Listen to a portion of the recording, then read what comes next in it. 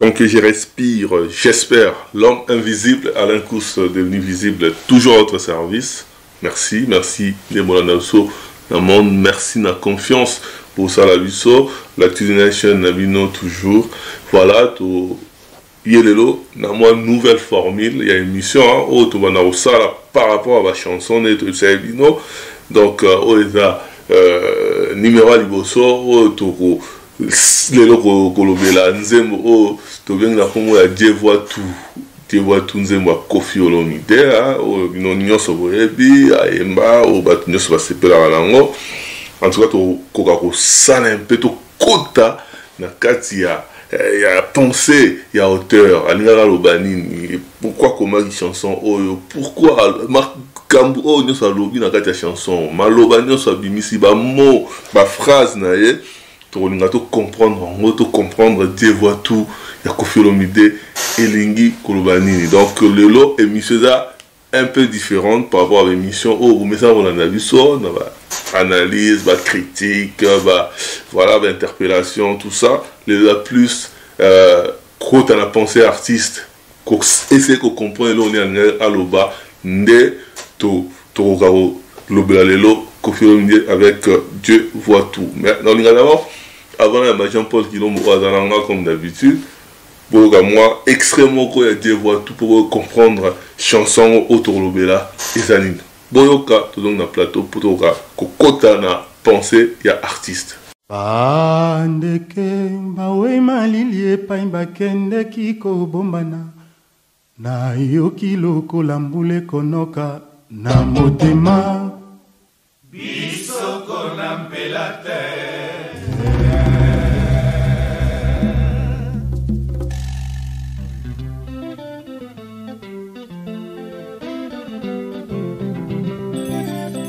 Dieu voit tout. Bon moyen moto, Ezali, c'est là il y a sens unique terre. Tokobotama, tokokufa. Wananguya yankolo. Ba mama, pasora kilo, ba lycéenne. Bomi pakola potopoto obe na motema. Mokolo Olomide akoleka na mbeka. La vie c'est rien. Liwa ya Rambo ezala ndondo te. Liwa ezali lisumu te. La mort et l'amour babotamnaka mokolo moko. Soki nawe chacho ezala kaka chacho. Merci beaucoup, on a extrait, il y a Dieu voit tout, il y a Koffi Olomide, Nzembo Binonyo Soboyebi, la plupart. Donc voilà, on a Kati, il y a pensée artiste. Quand on a Kati, il y a Makanis artiste. Donc voilà, sans plus tarder, Jean-Paul Kilombo Adalanga. Bonjour, bonsoir Jean-Paul. Oui, bonjour, bonsoir Alain Kouskoussaka dans l'homme invisible. Donc encore une fois, l'amour est belé partout dans le monde du pays vous allez. En tout cas, Jean-Paul Lelo, il a exercice Moussou au Ezali émission. Une chanson, un mot. C'est-à-dire que tu as dans la chanson, tu as un artiste, tu as Nzembo Nia Kolobani, ni Malobani, on soit même là, son Nzembo. Et puis, tu comprends, là, on est dans même là, son Nzembo. Et puis, dans Souka, Jean-Paul, il faut appeler ça un mot, Oyo, azo résumer les Nzembo. Donc, l'exercice est facile, c'est Jean-Paul. Oui, merci de connaître ce que ça a dans l'esprit, à innover. Donc il y a pour apporter en plus la communauté, comme internet encore plus tina la communauté surtout biso na mobile toza na makambo ebele ya malongo et ça la manette aussi jozolo ba eza bina ya malonga ebele. Donc encore ba tout ce que balinga ba blora bo était souvent on a bon petit à petit avant de comprendre l'idée émission va intégrer. Tout long voyage commence toujours par un premier pas, donc tout ça les premiers pas, j'espère et je pense que la Congolais belé va comme la pousse ma camionnetina. Peut-être si on a besoin de facilité, papa et maman ont besoin de faire un anda comme sous la bouée, avant une balle à expliquer bon si radio voix tourner mon bouton m'a quitté. Bolanda on tire au ça peut que promouvoir les sous-sous, banzemo et en zong ça on dit que l'artiste meurt mais ma œuvre n'est pas coufacate donc voilà les quoi ça. En tout cas, Jean-Paul Otto solo là, Dieu voit tout. Dieu voit tout. Il y a Koffi Olomide. Déjà, pour résumer, Nzemboana, Ndengenini, dans quelques secondes, voilà, et Bima, quand est-ce que, voilà, au résumé, on dit. Album, il y a Dieu voit tout, Koffi Olomide dans les années 87. Et ça qui par rapport à circonstances, il y a rumeur, il y a qui est Koffi na poto. À Koffi na sida, pour Abimaki Babouton, tout ça. Et Koffi a commencé Nzemboana à l'avance, après ça, quand mon jeune frère n'a eu. Redi Amisi. Après ça, quand mon jeune frère n'a eu, Redi Amisi, et Redi a contacté déjà studio, on a vu un album Destin, Yamoto. Quand il déjà studio, bêta qui a yes quand on m'a rumeur on est abengi Redi na vu na papa na papa c'est ça abengi bango nga pe na zo beta nzembo na nga wana zo beta mo par rapport à circonstances économiques ya ngo moni ba tubazana na contradiction ko ba izara nzembo ya Redi pour na vivre des bêta qui liboso. Donc là, on est sûr que les Nzembo y a Koffi après ça qui n'a rien dit. Oui, mais ce qui pose quand on comprend na nenga ko yembila na ba parole eza na kati on comprend que mukolo lo yeye wana kuna ba pesa qui mais Redi Europé la grandeur. Est-ce qu'on reconnaît déjà Redi Amis qui est Redi mais reconnaître on a grandeur d'esprit les que Nzembo kulutu na enda pesa qui aboya monter. Aboya monter en tout cas. Vous comprenez un peu, Dieu voit tout par rapport à l'historique, Jean-Paul a occupé sa vie. Si on a tout côté en esprit, il y a artiste, tout côté en pensée artiste, tout va comprendre, et là on dit, artiste est là, la biso, na Nzembo, selon yo, azo même dans le monde nino. Na Nzembo a Dieu voit tout, artiste a même so na naître, vivre et mourir. Donc, Kobotama, Kobika neto balinga ko vivre après kokufa. Donc via mutuza na 3 étapes wana au botami au vivre après au kufi. Donc en gros na Nzembo wana so koti na katiza eloko wana misato. Donc ko botama ko vivre après kokufa. Est-ce que hasard qu'on s'est pété quelque part, qu'on l'ait un peu sur l'histoire personnelle ou hasard relaté na Katia Nzembo? Oui, Nzembo wana eza na testament na ye. Nzembo wana eza testament na ye soko landi mamwe bela loba na kati aloba ngo tilelo ba kaniti ke confiance à décision par exemple ke mukolo okufa ba tumbaye ba incinéré ba kaniti abanyango lelo te na Dieu voit tout ça loba kyango. Donc eza testament aseranda qui compte que tant rumeur ebimi ya liwa c'est que mukolo okufa oza ndenge nini asimaginer moko liwana ya ngwazo bakino na lali na ndoto mama na lali na ndoto na loti ozobenga ngozo ningisanga na zola mukakate. Donc tant on a muki la comprendre que mukolo na ko kufa et kozala nde boyi. Donc il a parlé de sa mort en fait. Donc Kaza ko imaginer la nitwana liwana ndenge ko kozala un jour. Si azo imaginer liwana ndenge kozala pe banani bakolela ya comprendre pas si nini maman na ya koyoka mukolo ya kokufa. Ya ngwa zolo balanze mola ke non maman yebi kobota soki na kufi kolela te. Donc tikali mwana na yo atana mboka ba wei na kozala mwana na yo na otongela yo ndako. Cela veut dire que na kokai ko sale lote na bomo awa na mukilio kuna ta koya okuta na sale lio yango. Donc il a un peu parlé de sa propre mort et à côté plus na émotion là pour comprendre que liwa vivre kobota mako vivre na liwa comprendre que mon senoye et a défini ça qui on a dit voir tout. En tout cas définir ça on a dit tout ce que tout kotaka na penser artiste donc kotaka na penser à auteur parce que voilà pour dire on sous toko tokolobela et ozala plus tant que va coumer là qui a mutu mais autant que tomber que Kofi mo mtakomaki mais artiste msupe ba yema nzembo mususu o tokolobela et ça tant sous donc on a plus na penser à hauteur mtakomaki parce que tant que zaïe mtakomaki donc voilà vous avez peut-être histoire personnelle au Kofi peut-être par rapport à envisager ndenge mukula okufe rozala voilà mais ba nzembo mususu pesa et rozala ka ote siko ya to zo neti maloba azoloba ke la mort et l'amour babotama mokolo moko alinga loba nini par la mort na amour et botama mokolo moko en fait alinga loba na la mort et l'amour babotama mokolo moko parce que ça va de peur donc tant amour est synonyme ya vie ozolanda ya kolinga mais kolela totambolaka nango choc totambolaka nango non l'amour et la mort totambolaka nango ensemble.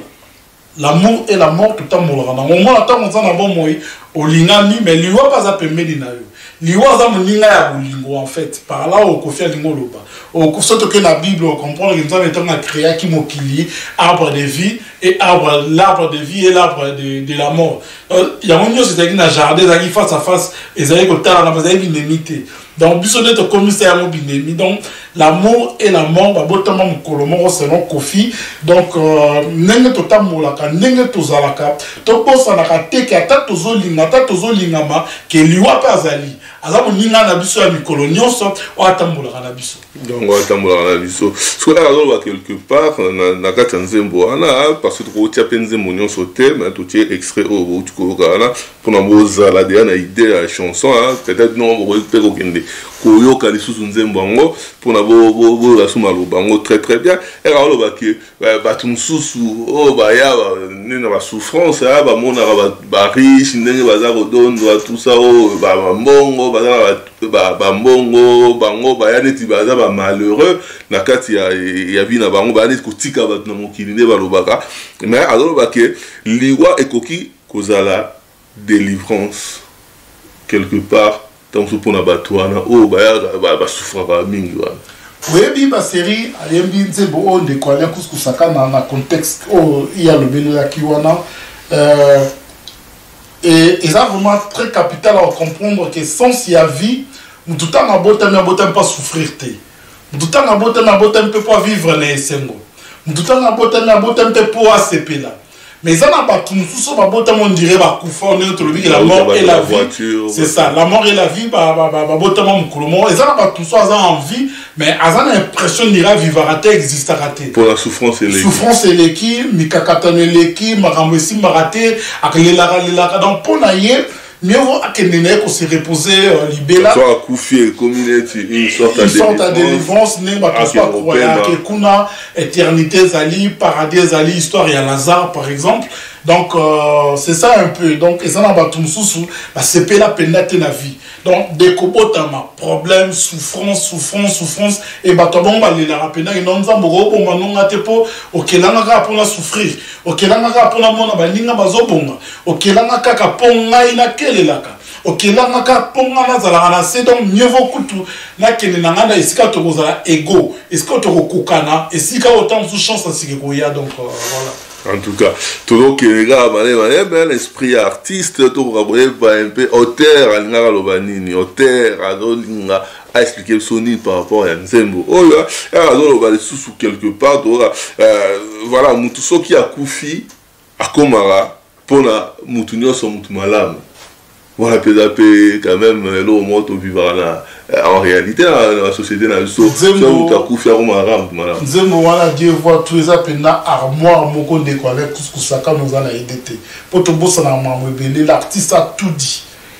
Et ce que kapena place à Zolo Banwana qui non, na destin dans la scène à moi, il n'a qui n'a pas mon sang tout à reconnaître déjà la zali n'a mon sang tout et en retour, à boy peut pas les lailler et pas à bateau ou à mon qui est mon sang tout donc Bisson ensuite voilà Bisson tous abina bateau mususo baeba qui était né balé donc cela veut dire que bateau baeba qui était ba opé cette importance bateau baeba qui était ba juger était bateau baeba qui était ba hypocrite envers mais au moins na bato basala kambotu mabe bango ande eza ningende nga lobi na nze bango ke mawa ya mutu ba ye ezala na motema les longuités. Cela veut dire qu'au moins, on a bomi mutu yewana, mais il n'a pas tant yenda leli koleka batu nyonso, mais na mutu mazane na mawate. Voilà, dans la mutu à la question d'apparence mususu. Yango moni biso na communauté comment azalaki ne mino na sena moi tant a kufi au comment on ko témoignage na malam on tozo bossa na ke ya kufi yo pour kufa. Donc par là Kofi alingaka talisa biso ke biso nyonso toza ba kufi. Donc oya kufi yende mo kufi te yoboza mo kufi la mort et l'amour ba botama mukulu moko. Donc par là il n'a loba soki oyokana kana mutute ata kufi ozana stina te yo osala hypocrisie soki ndengeni te. Tika ya kende po yo pe tourna yo ezali.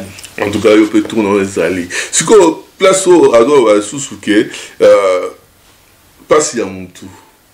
Bassa est en fétité. Donc Bassa est en fétité. Ils appellent au moins très profond. Oui, pendant qu'on le voit que parce que Bassa est en fétité pour nous qui les tournent. Ils ont tour à tour. Donc le au moins on n'est pas le barana lingala qui babambaka libanga et l'usine de quai chakou conséquenté. Donc parce que Bassa est en fétité plus loin au moins on le dit que la vie c'est rien. La vie c'est rien, pas si on a la fait pour la vie c'est rien. Oh comme ligne comme la yo. Donc ça on fait pour lobby ou éviter.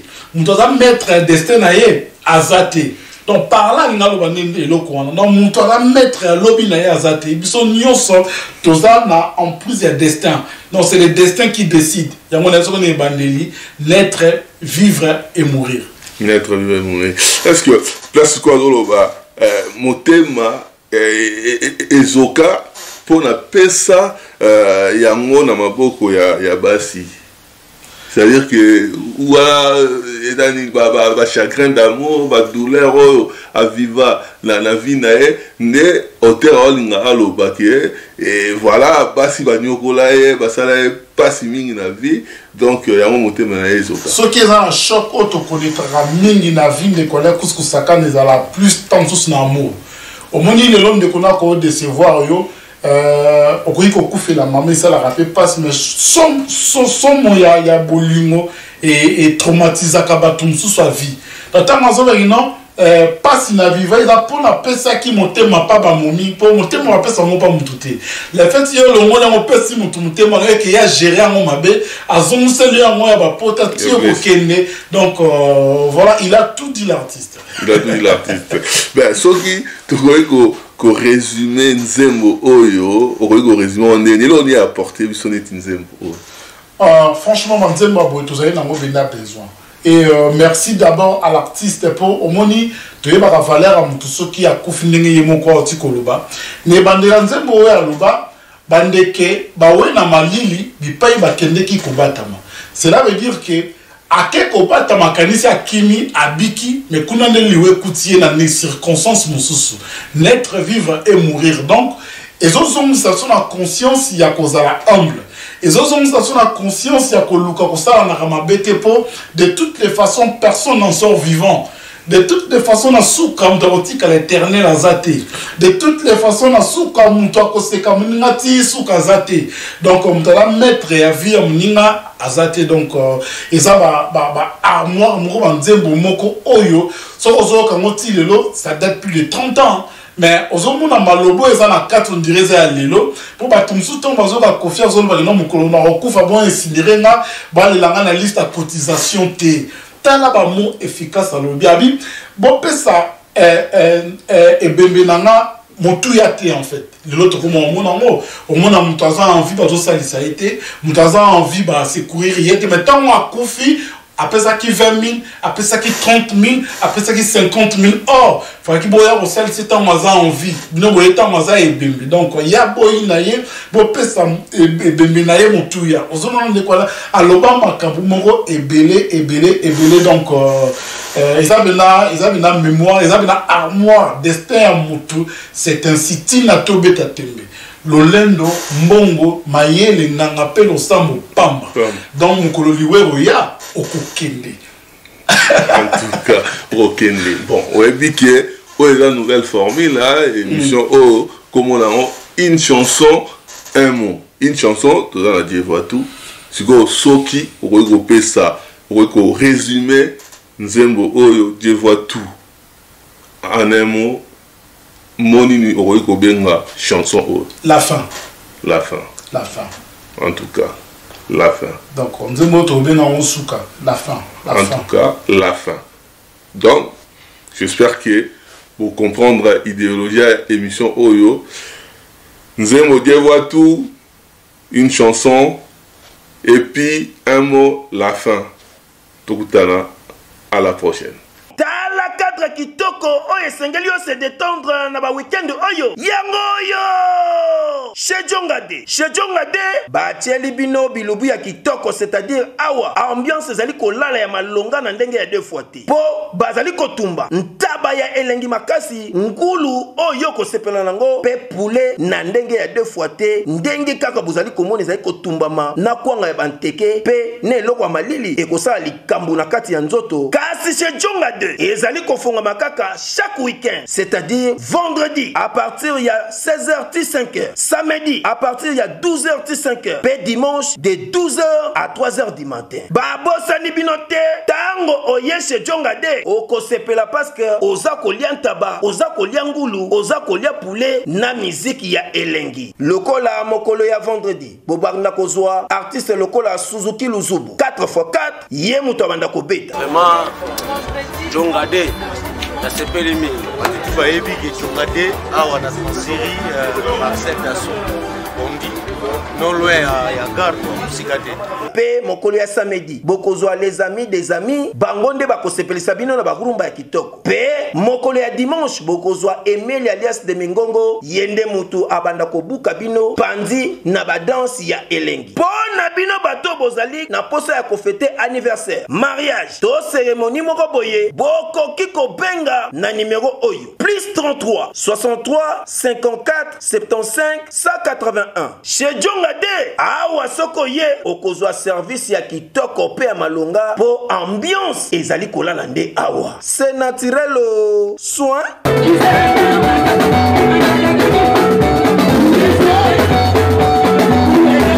biso tutokutana awa soirée ekomi awa donc mutakangi Paris eza jonga minga kolobeza te roi David l'homme qui a tué Goliath mais c'est Djaja voilà quoi. Oh Djaja, y'a pas moyen Djaja.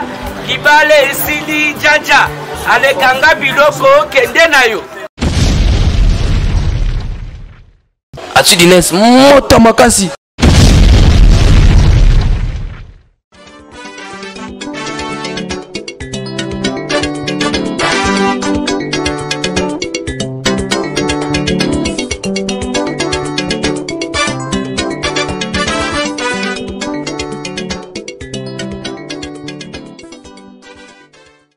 Toujours en connexion, toujours en connexion. Omoni ba Martin Salou wana to ba vandaka niso na oloba ba ebi.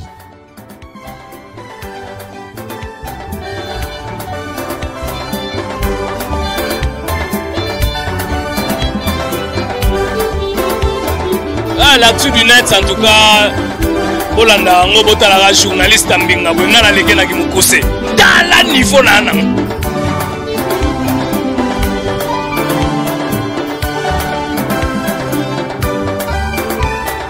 Donc, tant qu'il y a détecté que je suis passé dans le faux, il faut approcher Bango. L'actu du net. Actu du net. Voilà l'information Makassi. Bino déjà actu du net. Fin cop. C'est-à-dire qu'il y a un matabo kita. Bana bino maele. Le film na botonga. Beaucoup commenté kaka. Actu du net. Number 1.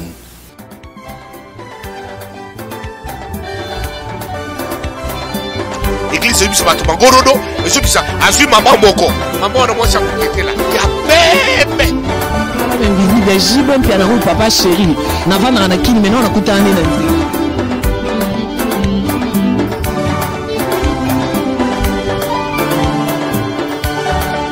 mais poto eza nesko ndokela te lamba bato bayebaka te.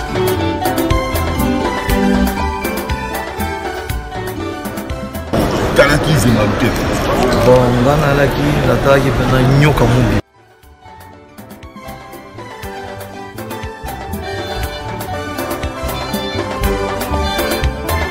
Angers Sayo, l'homme invisible. L'actu du net, la beauté du net.